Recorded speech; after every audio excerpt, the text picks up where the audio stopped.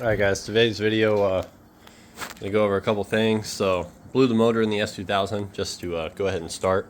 Um, Compression test already was pretty weak in this thing. We were looking about 180 all the way across the board.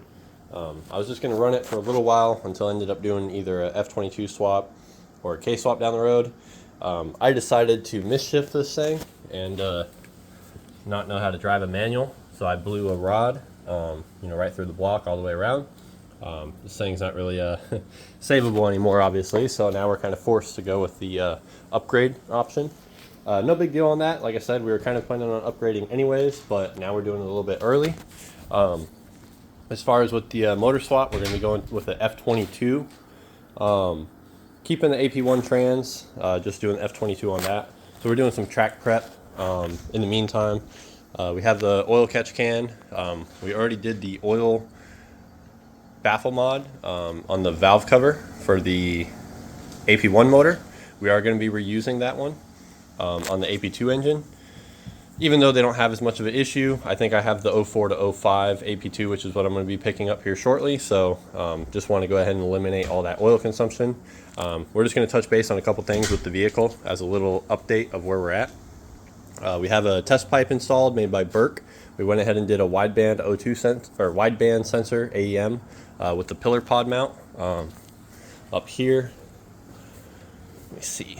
So we got the single gauge AEM wideband mounted up there. Still got the dual-sided carbon fiber Forbidden USA hardtop. Not going to mess with the cooling a whole lot now. I did order a Spoon Sports oil cap, engine oil, and transmission drain plugs. So we got those guys right there. Those are going to be Spoon Sports parts. We're also getting a Spoon Sports thermostat and coolant temp sensor, and that should help, or fan switch, whatnot. That should help keep our temps down on the track. We're going to be running distilled water and water wetter. Water wetter made by AMSOIL. We're going to be running, I don't know how well you can see it, so we're running Motul 300V engine oil. Going to be going with the 10W40 on this for the track. We're going to try that out, see how we like it. We actually had just put Motul 300V 15W50 in this, and then I blew it, so that was a pretty expensive oil change. And then, yeah, for the trans fluid, we're going to be doing the manual synchro mesh trans fluid from AMSOIL, and then the severe gear oil for the rear diff. Got our Firehawk Indy 500s, all four corners. HP pads for all four corners as well. Centric rotors, all four corners. Right now, I'm kind of just touch base of what we're doing. We're actually going to be doing the brake ducts and the brake hoses. So just kind of go over that right here. I decided to mount it. So this is a caliper on this left side. I don't know how well you can see that. Let me zoom out. So caliper will go on the left side. We pulled the rotor off and everything. We're going with this top right corner right above the tie rod. Seems to be a pretty decent location for what we're looking at. And then I scooted it as much towards the center as I could. I wanted all that surface area, if you will, for us to do our rivets. So we're going to get not as many as we can, but we're probably going to try to get like 4, maybe 5 on here. Just make sure it's nice and secured. Not really going to be able to do anything with the center near the ABS module, or sorry, ABS wheel speed sensor, just due to, see if I can show it on this side. It's got some like cutouts and notches. It's pretty deep in here, so not gonna be able to get a whole lot in this area. But if we can get a couple here, yeah, it won't let me see if I can get flash on.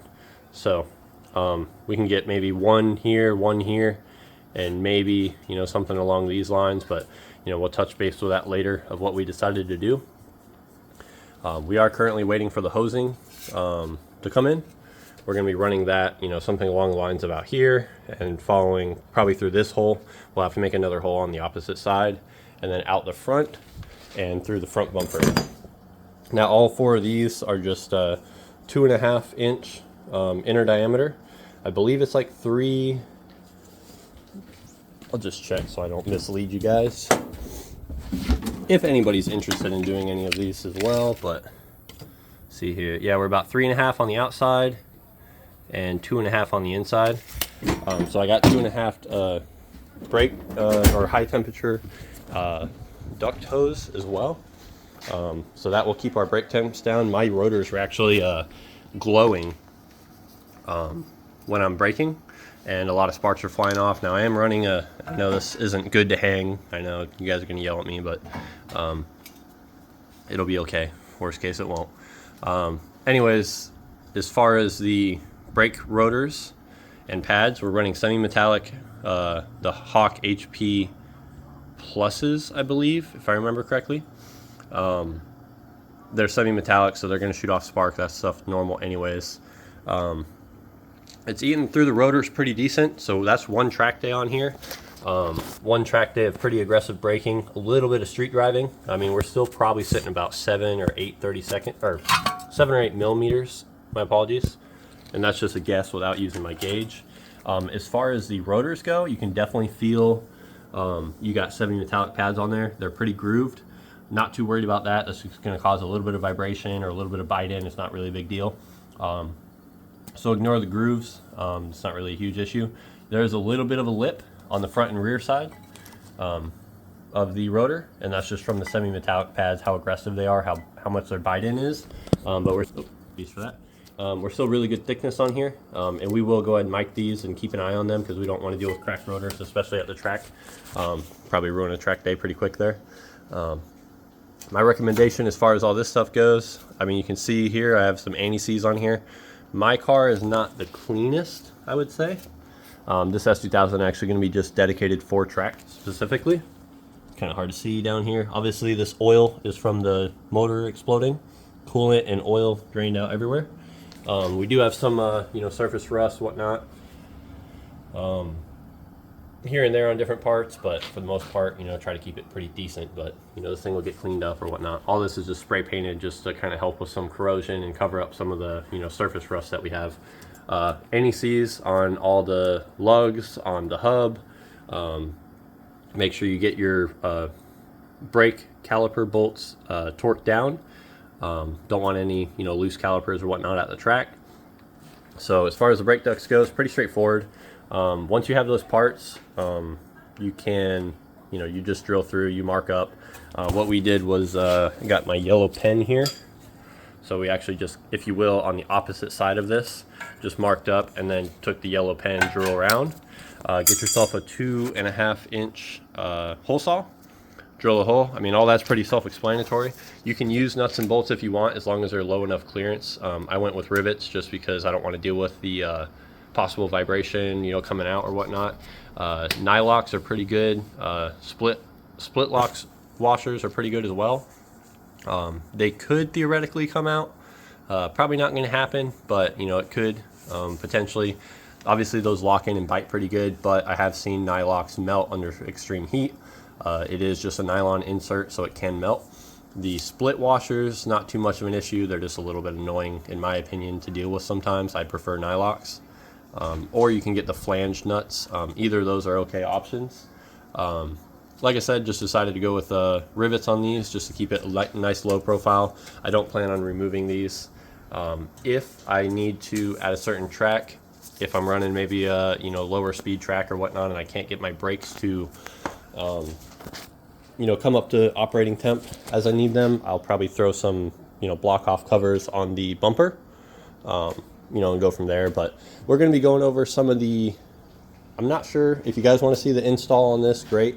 It seems like this channel is getting a little bit more views on my pickup more than it's getting on this thing, but I haven't really made a lot of content for this. So if you guys decide that you want, if you guys decide that you want to see more of the S2000, just leave a like, comment, whatnot, let me know. I can go over the Izzy air pump delete as well, if that's something you guys might be interested in. I did go ahead and pull all this stuff out here. So we have the old air pump, all the plumbing for it. I can go over the install on that yet, as I haven't done it. I have not done that yet. So if you guys are interested in something like that, I can show you how to do it. We also have the block off plate for the EGR. So if you guys are interested, just like I said, drop a comment let me know. If you guys want to see more of the S2000, by all means, let me know. I can make like a time-lapse video or something like that on the motor install as well as the transmission install for anybody that's interested. There are a few videos out there. DIY Guys is really, really good. If you want to check them out. I've checked out a couple of their videos in the past, but if there's ever anything that you guys want to see, either check them out or, I'm more than happy to, show you my way of doing things, whatnot. So yeah, that's all in today's video, just kind of going over a quick little summary. I apologize, a little bit long. I'm sure I probably lost some of y'all at this point, but yeah, see you in the next one.